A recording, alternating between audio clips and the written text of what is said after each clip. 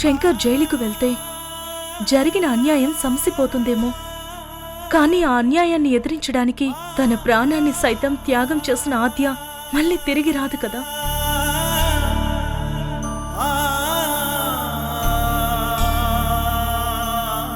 చేసిన తప్పుకి శంకర్ జైలు శిక్ష అనుభవిస్తాడు. కాని చెయ్యని తప్పుకి ఆద్య మరణ శిక్ష అనుభవించింది. బాధపడకు హారిక. ఆద్య మనతో లేకపోయినా తను చేసిన త్యాగం ఎప్పటికీ తనని మన మధ్యనే ఉండేలా చేస్తుంది.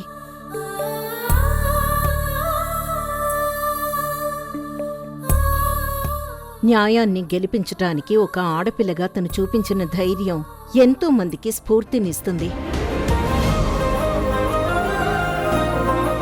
అవును హారిక, ఆ ఆద్య చావుకి ప్రత్యక్ష కారణం శంకర్ అయితే పరోక్ష కారణం వాడి కూతురు మేఘన. బొమ్మరిల్లు రాత్రి 8 గంటలకు మీ ఈటీవీలో.